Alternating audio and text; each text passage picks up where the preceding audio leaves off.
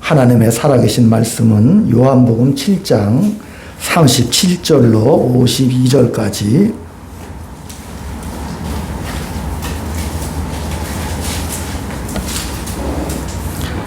(156쪽입니다) 요한복음 7장 37절부터 53절까지 교독을 드립니다. 제가 먼저 봉독합니다. 명절 끝날 곧 큰 날에 예수께서 서서 외쳐 이르시되 누구든지 목마르거든 내게로 와서 마시라. 나를 믿는 자는 성경에 있는 것 같이 그 배에서 생수의 강이 흘러나오리라 하시니 이는 그를 믿는 자들이 받을 성령을 가리켜 말씀하신 것이라.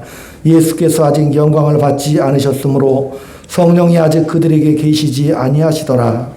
이 말씀을 들은 무리 중에서 어떤 사람은 이 사람이 참으로 그 선지자라며 어떤 사람은 그리스도라며 어떤 이들은 그리스도가 어찌 갈릴리에서 나오겠느냐. 성경에 이르기를 그리스도는 다윗의 시로 또 다윗이 살던 마을 베들레헴에서 나오리라 하지 아니하셨느냐며 예수로 말미암아 무리 중에 쟁론이 되니 그 중에는 그를 잡고자 하는 자들도 있으나 손을 내는 자가 없었더라. 아랫사람들이 대제사장들과 바리새인들에게 오니 그들이 묻되 어찌하여 잡아오지 아니하였느냐. 아랫사람들이 대답하되 그 사람이 말하는 것처럼 말할 사람은 이때까지 없었느냐 하니 바리새인들이 대답하되 너희도 미혹되었느냐. 당국자들이나 바리새인 중에 그를 믿는 자가 있느냐. 율법을 알지 못하는 이 무리는 저주를 받은 자로다. 그 중에 한 사람 곧 전에 예수께 왔던 니고데모가 그들에게 말하되 우리 율법은 사람의 말을 듣고 그 행한 것을 알기 전에 심판하느냐. 그들이 대답하여 이르되 너도 갈릴리에서 왔느냐 찾아보라. 갈릴리에서는 선지자가 나지 못하느니라 하였더라. 다 각각 집으로 돌아가고 아멘. 할렐루야.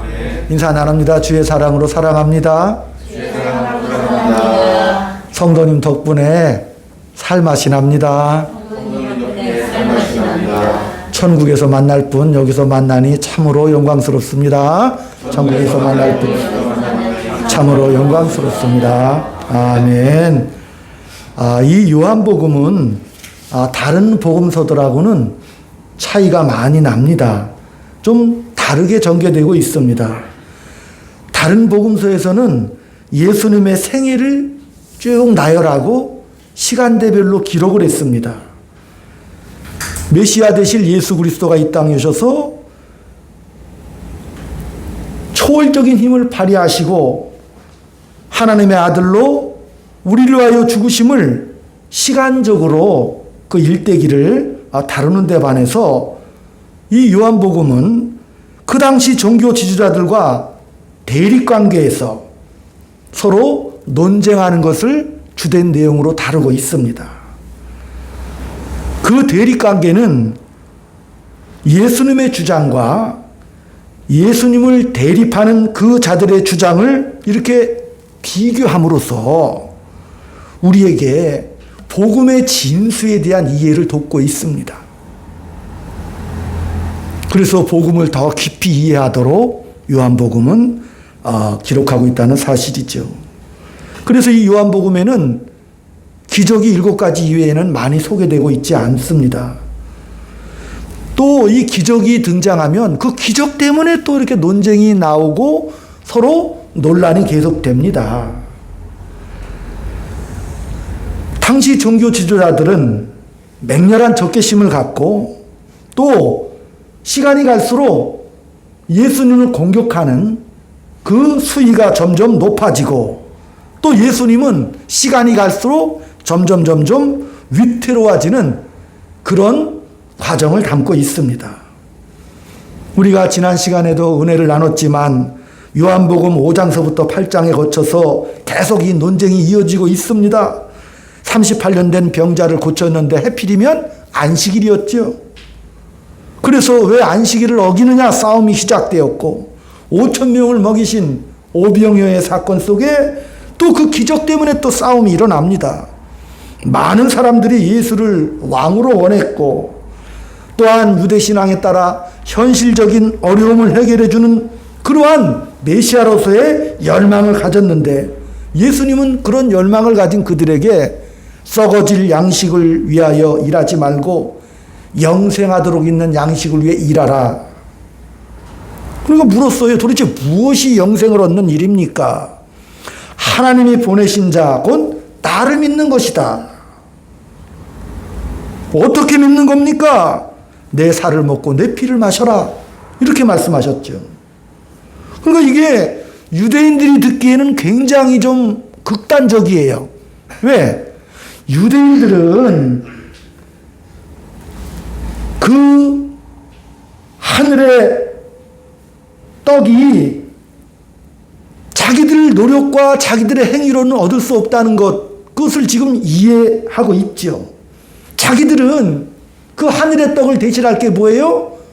하나님이 주신 그 율법을 지킴으로 말미암아 그 선한 행위로 말미암아 하나님의 일을 하는 것이다라고 이렇게 이해를 하고 있었거든요.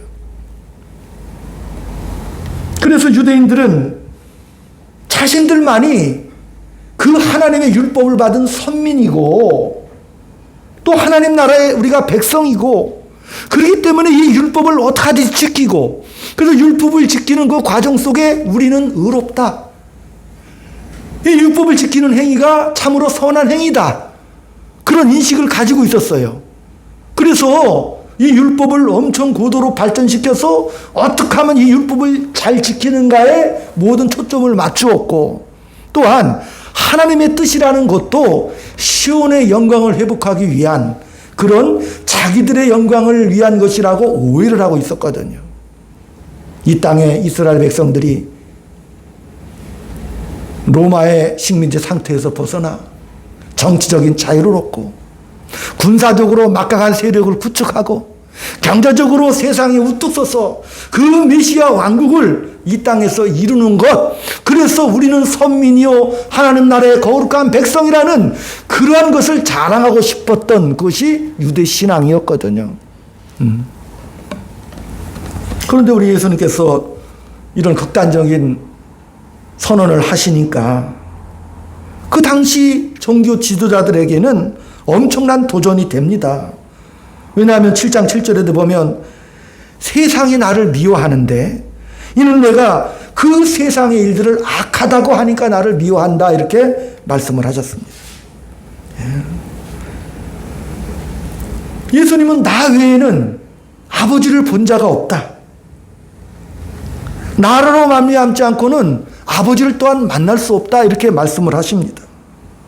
또한 하나님의 일을 한다는 것 자체가 나를 믿는 것이다 이렇게 말씀을 하시죠. 물론 신약시대를 살아가는 저와 여러분에게는 너무나 당연한 일이지만 그러나 당시 유대 사회에서는 예수님만이 유일한 구원이고 길이라면 여태껏 자기들이 지켜왔던 그리고 큰소리 쳐왔던 그런 율법과 또 종교자 지도자들의 지위와 신분과 권력은 말 그대로 아무 쓸모가 없어지게 되는 거잖아요.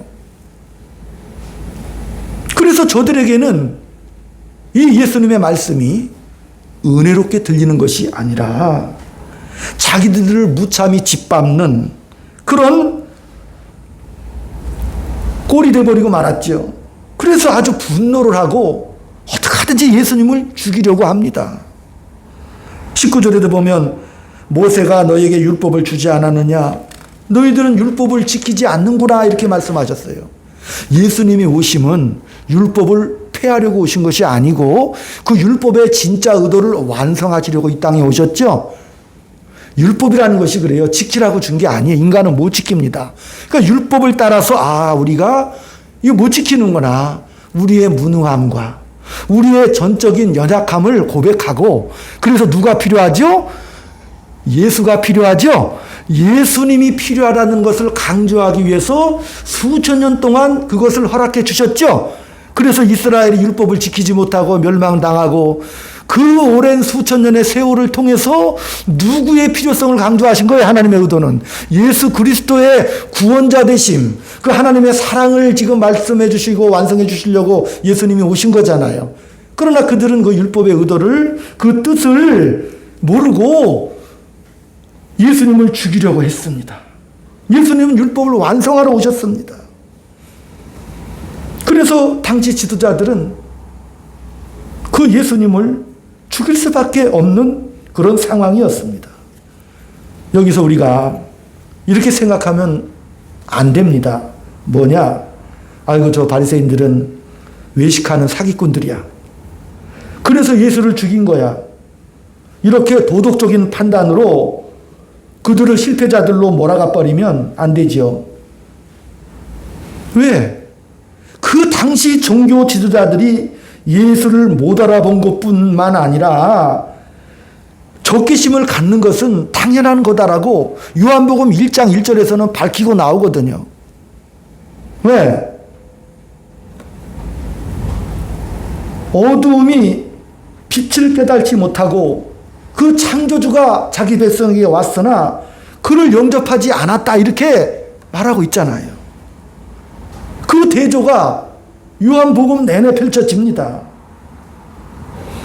이 문제가 뭐냐면 예수님이 참비시고 생명이시고 창조주를 알아보는 것은 언제?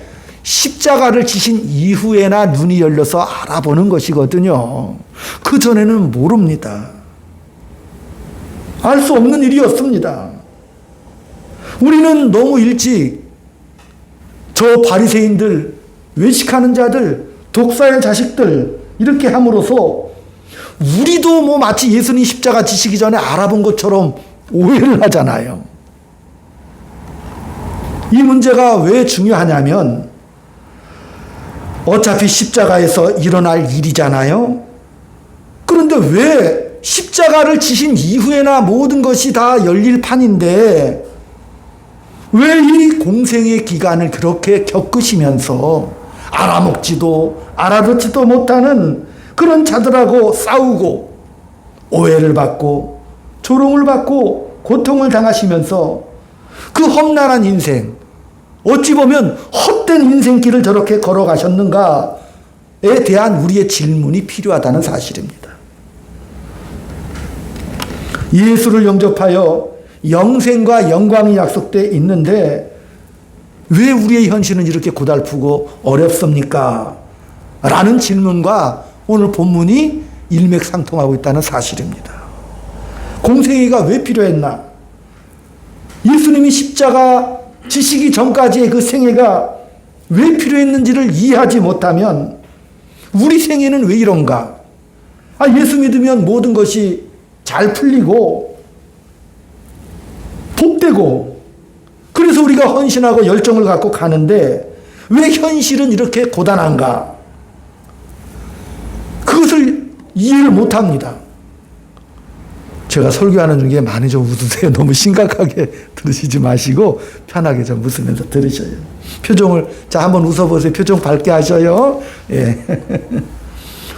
오늘 본문에 보면은 그 7장 45절에 아랫사람들이 대제사장들과 바리새인들에게 오니 그들이 묻되 어찌하여 잡아오지 아니하였느냐. 그러니까 이 종교자들이 아랫사람들을 시켜서 죽일 작정으로 예수를 잡아오라고 했거든요. 근데 가서 안 잡아왔어요. 왜 안 잡아왔느냐? 그 아랫사람들이 말하기를 여태까지 이렇게 말한 사람을 본 적도 없고 들은 적도 없습니다. 아니 내가 하나님의 아들이다. 나를 믿으면 영생을 얻는다. 이걸 어떻게 믿나요? 아니 내 살과 피를 마셔라. 그렇게 말하는 사람은 처음 봤습니다. 우리는 감히 거역할 수도 없었고 잡을 수 없었습니다. 이게 현실이거든요. 그러니까 지도자들이 뭐라 그랬어요? 이 무식한 놈들아. 너희들은 아직도 율법을 모르기 때문에 그 사람한테 미혹된 거다. 이 저주받을 놈들아. 지금 이렇게 사건이 전개되고 있습니다. 그러니까 자기네들은 종교 지도자들과 바리새인들은 자기들은 율법을 안다 이렇게 지금 말하고 있는 겁니다. 그러니까 율법을 알고 하나님의 뜻을 알고 하나님의 의도를 안다라고 자기들은 그렇게 생각을 하고 있는 거죠. 그러니까 요한복음에서 이 요한은 그들이 아는 것과 예수님의 의도를 이렇게 대조하고 있어요. 계속적으로 이렇게 지금 가면서 예수님 말이 옳으냐? 당시 종교 지도자들의 말이 옳으냐를 계속 비교하죠. 한쪽은 율법을 동원해서, 다른 말로 하면 하나님을 동원해서 결국은 뭘 요구하죠? 사망을 요구하고 죽이는 것으로 결론이 납니다. 율법이. 그래서 그 율법의 삶에는 분노와 질시와 더러움과 살인밖에 없고, 예수님은 결국은 반대쪽에서 당하는 쪽에 서 있습니다. 당신은 창조주시고 하나님이시고 구주신데, 이 세상의 주인이신데, 이 모든 대화와 현장 속에서 그렇게 선한 일들을 많이 행하셔 놓고도 오해받으시고, 그러면서 또 예수님은 그런 오해를 받으면서도 그 길을 또 이렇게 묵묵히 또 걸어가십니다. 이쪽에는 용서가 있고 섬김과 인내가 겸손이 있지요. 그리고 생명과 회복이 있습니다. 그래서 요한복음은 율법의 그 길, 그 당시 품었던 종교 지도자들의 유대 신앙의 길과 예수님의 가시는 길을 대조하고 있습니다. 뭘 말하는 거예요? 예수를 믿는다는 게 너희들이 무엇인지를 알고 있느냐? 이렇게 지금 요한복음은 설명하고 있는 거죠. 그것은 권력을 갖는 게 아니다.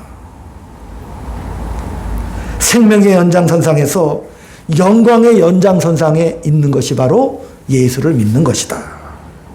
그러니까 어디서 그게 출발이 틀리는가를 잘 봐라. 너희는 권력과 부를 갖고 싶어 하지. 그러나 그 세상의 권력과 부는 죄와 사망밖에는 만들어내지 못한다. 너희가 권력을 왜 탐하느냐? 더 큰 권력을 가져서 더 많은 선한 일을 행한다, 이렇게 생각을 그들은 했습니다. 하나님은 예수를 보내서 이 33년의 공생의 기간을 통해서 증언하는 것은, 여기에는 권력이 필요 없다, 이렇게 증언하고 있습니다. 여기에는. 우리가 열왕기상이나 사무엘상하를 통해서 다윗의 일대기를 살펴보지 않았습니까? 다윗은 그 하나님의 은혜로 말미암아 어린 그 소년이 골리앗을 물리치고 그 여정길을 통해서 왕이 되었고, 하나님 앞에 영광을 돌립니다. 권력을 주신 하나님, 높은 지위와 명예를 주신 그 하나님 앞에 성전을 지어 바치려고. 그러나 하나님은 허락하지 않죠. 그러나 또 밧세바를 범합니다. 사랑하는 부하 장군 우리아를 죽이는 죄를 범합니다. 다윗은 영광과 권력과 부를 가졌어요. 그래서 자기는 하나님 앞에 그것을 자랑하고 드리는 것으로 자기 명예를 삼았단 말이에요. 그러나 하나님의 의도는 뭐예요? 상한 심령이죠. 오직 나만 의지하고, 나는 번제와 너의 권력과 부를 통해서 드려지는, 내가 그것을 원했던 것이 아니다. 너는 상한 심령이 되라. 그러니까 다윗이 깜짝 놀랐어요. 왜? 그 유대 신앙자였잖아요, 다윗이. 그래서 깨닫고 보니까 뭐예요?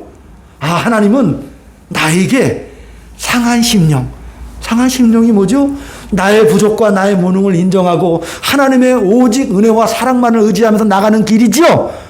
하나님의 영광의 면전에서 하나님을 바라보는 그 신앙을 하나님은 원했던 거잖아요. 그러니까 다윗이 그때서야 용기가 난 거예요. 아, 하나님의 의도가 그런 거였군요. 나 같은 죄인을 불러서 하나님의 자녀 삼아 주셔서 하나님의 영광의 그 찬송을 받으시려는 그 하나님의 의도셨군요. 그걸 포착을 하고 깨달았죠. 힘이 있어야 되는 게 아니에요. 권력이 있어야 되는 게 아닙니다. 우리는요, 어떤 자리나 어떤 형편에서도 용서하고 섬기는 것이 가능하다는 것을 우리 예수님께서 지금 보여주고 계시잖아요. 그걸 대조하는 거죠. 바로 이런 문제지요. 율법을 다 동원해서 가장 고급한 하나님의 규율을 다 동원해서도 그 결과는 뭐예요? 살인밖에, 죄와 사망이지요. 공포밖에는, 폭력밖에는 나올 것이 없다. 그걸 우리 예수님이 오셔서 우리 인생과 역사 속에 폭로하는 겁니다. 왜? 당신만의 영생이고 당신만의 사랑이지요. 당신만의 기쁨과 감사지요. 그게 대조가 되는 겁니다. 우리는 하나님의 자녀입니다. 하나님의 자녀로서 우리는 가는 곳마다 저절로 어둠이 물러가죠. 왜? 우리는 빛이니까. 지금 그 말씀을 하시는 겁니다. 그래서 우리는 바리새인들의, 유대인들의 잘못을 손가락질할 그런 위치에 서면 조금 치사한 거지요. 더 고급해지라고 말씀하시는 거죠. 그 대표적인 인물이 바로 바울입니다. 바울은 사도행전 22장 벨릭스 총독 앞에 잡혀갔습니다. 거기서 마지막 최후 변론을 합니다. 누구에게? 그 당시 유대인들에게 자기를 변론합니다. 바울이 누굽니까? 힐렐과 샤마이 학파, 그 당시 최고의 학문을 융합해서 율법을 완성시킨 가말리알의 수제자였거든요. 사내들인 공의원이었고 최고의 유대 신학자였습니다. 그러면 그가 사도행전 22장에서 내가 스데반을 죽인 자요, 내가 그런 유대 신앙의 대표적인 사람이었는데 그때는 나도 몰랐다. 그러나 이제 내가 알게 되었다. 바울은요, 회개한 게 아니에요. 그죠? 바울은요, 다메섹 도상에 말 타고 달려갔어요. 예수 믿는 자들 죽이려고. 근데 부활하신 예수님께서 사울아 사울아 그냥 붙잡으셨죠. 무슨 바울이 회개해서 예수님 만난 게 아닙니다. 그냥 콱 붙잡으셨어요. 하나님이 하시는 일, 자기는 하나님의 일을 한다고 생각했거든요. 그래서 예수를 믿는 자들을 죽이려고 박해하고 포행자요, 핍박자였다 이렇게 고백을 합니다. 그러니까 그가 너무 유명한 인물이에요. 사도 바울은 예수 믿는 자들을 죽이려고 앞장섰던 너무나 유명한 인물입니다. 그런데 어느 날 그 바울이 하루아침에 돌변을 했어요. 네? 로마서 10장에서는 바울이 그런 유대인들을 향해서 말하기를 자기 의를 세우려고 힘써서 열심을 품고 하나님의 의를 저버렸다, 이렇게 유대인을 정의하고 있습니다. 그들은 지식이 없어서, 몰라서. 사도 바울은 이 복음의 은혜를 깨닫고 나서 갈라디아서에서 내 어머니의 태중에 하나님이 나를 택하셨다, 그렇게 고백을 합니다. 한번 생각해 보십시오. 태중에서부터 하나님이 우리를 택하셨다면 우리 예수님께서 사도 바울을 제일 먼저 제자로 불러주셔서 크게 쓰셨겠죠. 그런데 사도 바울이 예수 믿는 사람들을 박해하고 핍박하는 그러한 전반부 인생을 그의 생애에 먼저 박아놓으시고 가장 큰 사도로 쓰기 위해서 그 전반부 인생이 필요했다, 이렇게 말씀을 하셔요. 바울도 그걸 고백합니다. 우리를 위하여 죽으시면서 우리 예수님께서 우리가 그를 죽였다는 것을 분명히 남겨두시고 우리가 그를 알아보지 못했고 우리 손으로 그를 죽였다는 그것을 뒤집는 것, 그것을 복음이라고 하십니다. 왜 이런 인생을 살게 하셨는가? 이제는 믿었지 않느냐? 믿었으니까 예수께서 깨닫지 못한 자들 앞에서 살아낸 그 인생, 예수님을 알아보지 못하고 죽이려고 하는 그런 인생들 앞에서 너희가 내 삶을 살아라, 이렇게 말씀하시는 겁니다. 결국 십자가에서 뒤집으십니다. 십자가를 통해서 부활 생명을, 영생을 주시지요. 그 모든 것은 하나님이 하실 겁니다. 아멘? 그건 하나님이 하셔요. 그런데 그 앞에 그 인생, 사도 바울의 전반부 인생, 예수님이 십자가 지시기 전에 이런 오해와 폭력의 그 논쟁의 길, 조롱과 핍박을 받으시는 그 길, 그 모든 길은 모든 인간에게 필요하다 이렇게 말씀하시는 거예요, 지금. 우리를 납득하시기 위해서, 우리의 이해를, 우리의 행복을 받기 위해서 더 큰 영광과 더 깊은 내용을 담는데 이것이 필수적이다 이렇게 말씀하시는 겁니다. 예수가 누군가? 십자가로 결론이 났습니다. 무슨 과정을 통해서?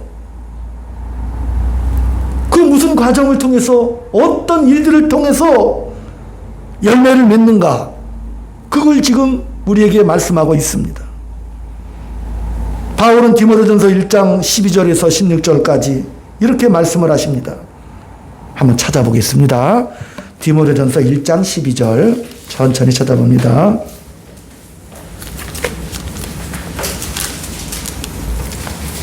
(337쪽입니다) 337쪽. 시작.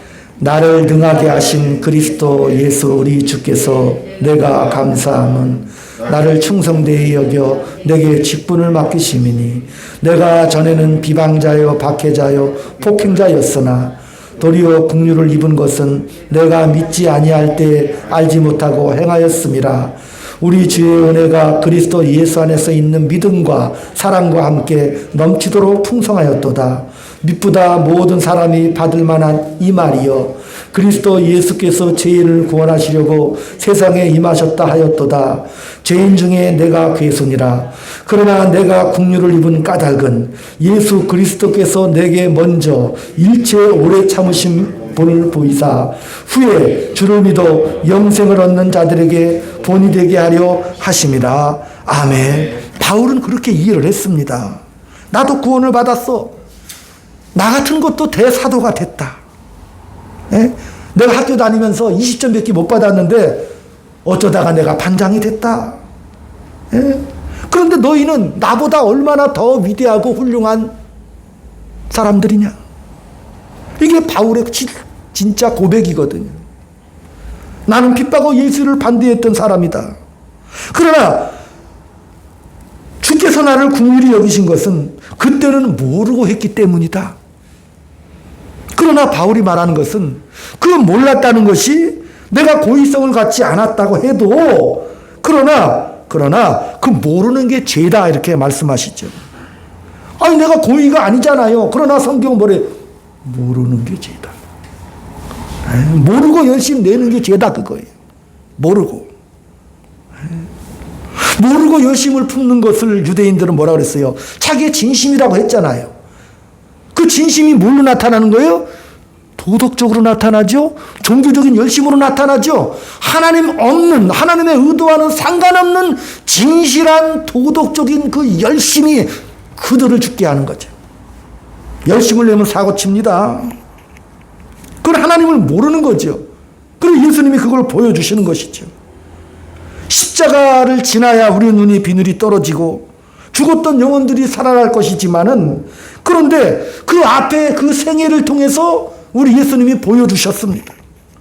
우리의 기대와 상상으로는 우리의 감성과 이성으로는 예수님을 모르죠. 당연히 하늘로부터 오신 분이니까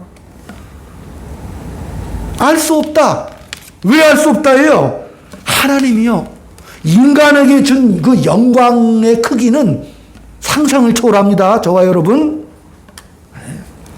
하나님은요 우리 인간을 뭐라고 말씀하셔요? 스스로 신이 될 수 있다라고 할 만한 막강한 존재다 이렇게 지어놓으셨다니까. 그러니까 자기 영광을 취할 수 있는 존재죠. 인간은 유대신앙이 자기 영광을 드러내는 거죠. 예수님은 뭐라고 그랬어요? 그런 유대인들에게 자기를 부인하고 자기 십자가를 지고 따라오라고 그랬죠. 그러니까 자기 영광을 구하는 게 인간이 할 수 있는 엄청난 파워거든요. 존재거든요. 그걸 교만하다고 치사하다 이렇게 말하면 안 돼요. 인간은요, 하나님이 만들었어요. 형상대로 만들었지요. 그 가치와 능력이 너무 커. 너무 큰 존재이기 때문에 자기 사랑에 빠질 경우가 많다. 이렇게 말씀하시는 거예요. 자기 사랑에 빠지게 되면 지극한 종교심과 열심으로 나타난다고 그랬잖아요. 자기 증명을 그걸로 해야 되니까. 예수님이 불뱀에 물린 자들에게 노뱀 만들어서 쳐다보라 모세에게 시켰죠? 안 쳐다보잖아요. 차라리 처방전을 주면 따라하겠지만은 쳐다보는 건 너무 쉬운 일이죠. 인간이 그걸 허락하지 않는다니까요. 율법을 지키고 종교적인 열심과 행위를 통해서 뭔가 자기 만족이 있어야 구원을 얻는다 이렇게 생각하죠. 근데 구원은 하나님의 선물이라고 그랬죠. 하나님의 그 의도가 그렇거든요. 하나님을 바라보라. 내 살과 내 피를 먹고 마셔라. 내가 주는 물을 마셔라. 이렇게 말씀하시죠. 그러니까 그것이 예수께로 가는 길을 막는 거죠. 인간이 만든 과학과 인간이 만든 예술 굉장하죠. 18살 먹은 정혜찬이가 세계 콩쿠르 대회에서 라우마딘가 거기에서 그 우승을 했는데 저도 잠깐 유튜브로 들어봤더니 어떻게 연주하는지 모르겠어요. 대단합니다. 그 과학과 예술성. 하나님이 우상을 구약 내내 야단을 치시죠? 우상 섬기지 말라고. 우상은요, 하나님이 아닌 것을 사랑했기 때문에 하나님이 그걸 못 보는 거예요. 하나님은 하나님 보기를 원하셨습니다. 그건, 내가 우상 숭배하는 꼴을 못 본다 정도가 아니라, 우상 섬기는 바알과 아세라 이런 것들이 문제가 아니라 너희들은 위대한 존재이기 때문에 그 정도로 타협하면 안 된다 이런 걸 말씀하시는 거예요. 더 가자 이렇게 말씀하시는 거예요. 더 가자. 한번 따라합시다. 더 가자. 더 가자. 굉장히 유명한 말입니다. 더 가자. 여기가 끝이 아니다. 더 하자. 구약에서는 그것이 우상이고 신약에서는 지극한 종교심이죠. 어떤 명분과 어떤 지극한 어떤 표면적인 것에 묶여서 예수를 못 알아보는데 더 가자 이렇게 말씀하시는 거예요.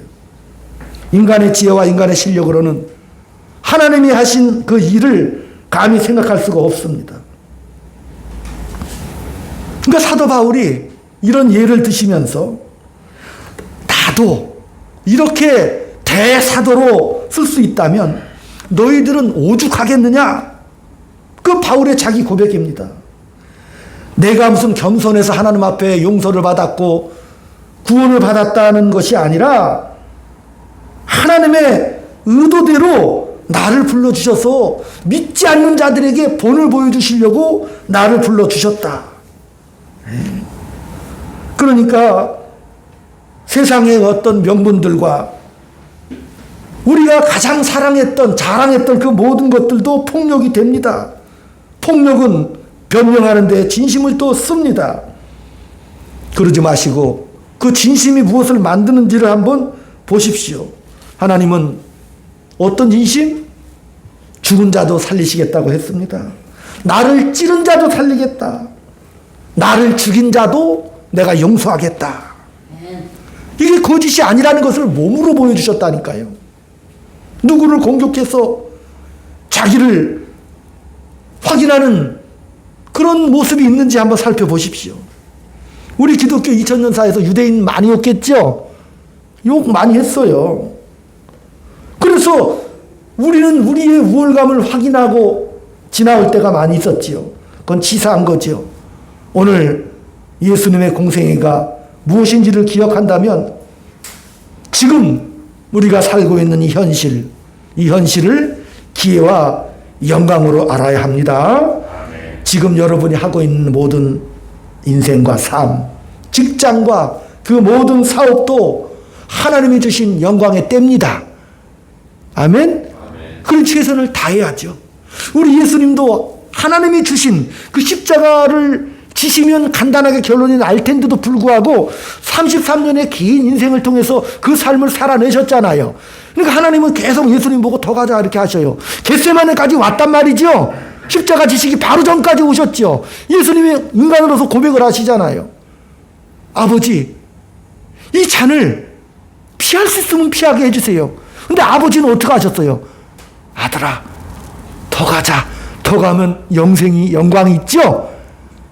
그러니까 예수님은 그것을 더 가자는 아버지 뜻을, 그 아버지 뜻을 깨닫고 끝까지 순종하셔서 만왕의 왕으로 등극을 하셨죠. 여러분도 왕으로 등극을 받았죠. 하나님의 자녀로 왕 같은 제사장으로 책봉식을 다 행했어요. 엄청난 분들이셔요. 그러니까 오늘 하루 한 주간 동안 예수님의 음성을 들으셔요. 아버지의 뜻이죠. 더 가자고 하시죠. 너에게 준 삶의 소중한 기회, 그 기회를 명예롭게 한번 가봐. 하나님이 너에게 주는 가장 최선이죠.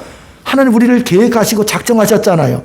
그러니까 우리가 살아갈 이 타이밍과 이 현 시대를 걸어가는 이 걸음은 아버지가 주신 최선이고 최고의 인생의 순간들이죠. 이 인생의 최고의 순간들을 멋지고 명예롭게, 아버지 뜻이 그거였구나.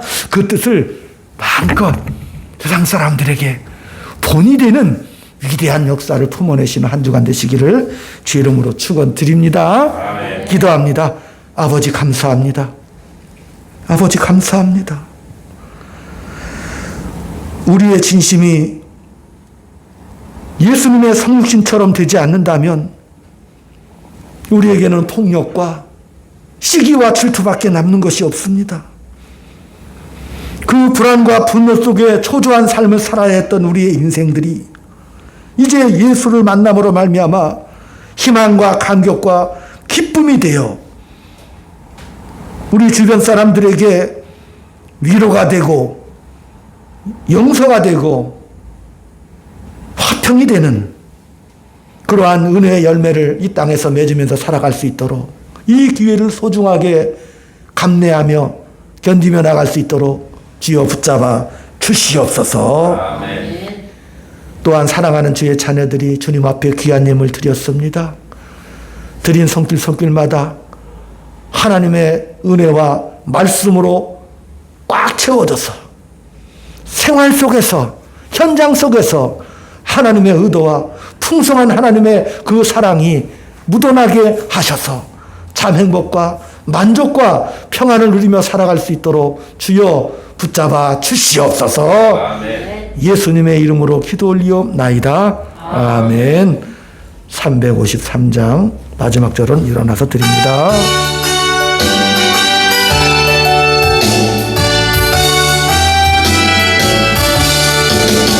십자가 분병되어서 예수를 따를 때 무서워하는 마음으로 주모를 제할까. 나의 주 그리스도 나를 성량했으니 나 십자가를 벗은 후 저멸류 받으리.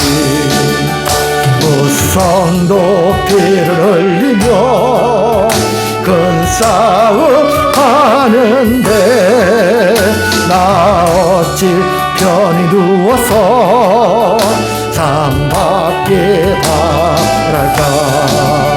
나의 주 그리스도 나를 성량했으니 나 십자가를 벗은 후 저멸류 완쓰리. 이제야 많은 세상에 수많은 원수도 날 유혹하고 했지나 내 주만 따르리.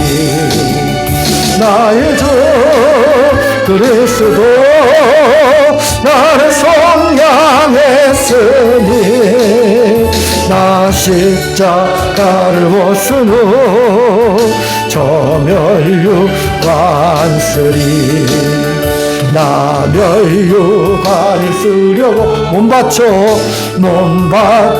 싸울 때 주 내게 용기 주시사 이기게 하시네.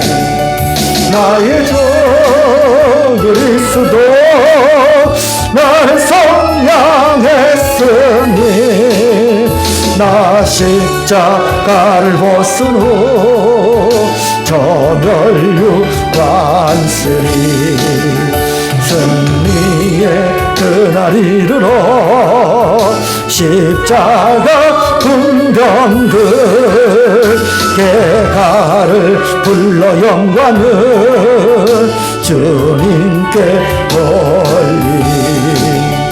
나의 주 그리스도 나를 성향했으 나 십자가를 벗은 후 저멸류 완쓰리. 아멘. 지금은 우리 구주 예수 그리스도의 은혜와 하나님 아버지의 극진하신 사랑하심과 성령님의 감화감동 교통육사 위로 충만하심이 우리가 살아가는 인생길 명예와 영광의 기회로 알고 주님 부탁하신 그 말씀 순종하며 사랑하는 자로 지어져가는 위대한 발걸음을 걸어가며 인생의 소중한 기회로 최선의 때인 것을 알고 복된 삶 누리기를 소망하는 사랑하는 주의 자녀들 머리 위에 저들에 속한 가정과 직장과 이 교회 위에 지금부터 영원토록 함께 있을지어다.